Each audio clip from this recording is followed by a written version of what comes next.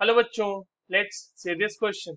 Hard water, when passed through ion exchange resin containing RCOOH groups, becomes free from options are Cl minus ion, SO4 2 minus ions, H3O plus ions and calcium 2 plus ions. इस question को solve करते बच्चों, और सबसे पहले तो ये देखते हैं कि इस क्वेश्चन को सॉल्व करने के लिए हमारे पास कौन से की कॉन्सेप्ट की जानकारी होनी चाहिए।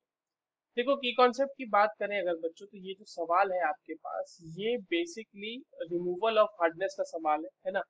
Removal of hardness of water, hardness of water को रिमूव कर रहे हैं। और उसमें जो एक हमारे पास जो सबसे बड़ी चीज है, मतलब जो सबसे इंपॉर्टेंट चीज है इसके लिए, वो है ion exchange resin method. Ion exchange resin method, ये मेथड से हमें रिमूवल ऑफ हार्डनेस करनी है।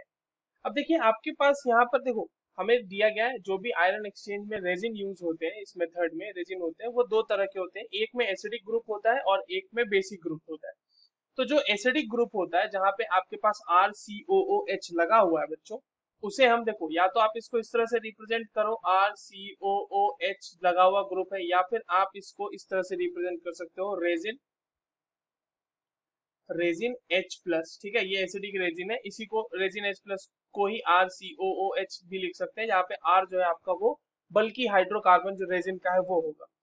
अब ये जो है इसको, जो कैटायन जो है ना रेजिन से, जो एसिडिक रेजिन है आपके पास, वो कैटायन का एक्सचेंज कर लेते हैं। तो यहाँ पर अगर मान लीजिए हमने इस रेजिन से, जो कि एसिड कंटेनिंग रेजिन है, इससे हमने पास कराया वाटर को, तो ये रेजिन हो गया आपका H प्लस, और इसको हमने पास कराया 2M प्लस एक्वस से।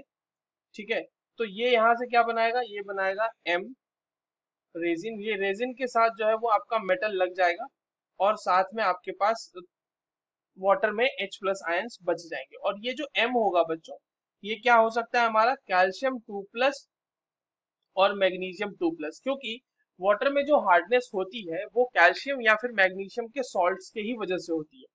अगर बाइकार्बोनेट्स है तो टेम्पररी हार्डनेस होगा, और कार्बोनेट और अगर सॉरी क्लोराइड और अगर हमारे पास सल्फेट्स है तो परमानेंट हार्डनेस होगा।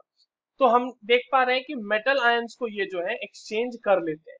तो हमारे पास जो क्वेश्चन में पूछा गया है कि अगर आप आयन एक्सचेंज रेजिन से, जहाँ पे RCOOH ग्रुप है यानी कि एसिडिक रेजिन है, उससे अगर आप पास करा देते हो वाटर को, तो वो फ्री फ्रॉम हो जाते हैं। किस चीज से फ्री हो जाते हैं, क्लोराइड आयन से, सल्फेट आयन से नहीं। क्लोराइड आयन और सल्फेट आयन जो होंगे वो फ्री होंगे जब आप इसको बेसिक रेजिन से पास कराइएगा, ना कि एसिडिक कंटेनिंग ग्रुप जिसमें है उससे। तो ये दोनों तो नहीं हो सकते।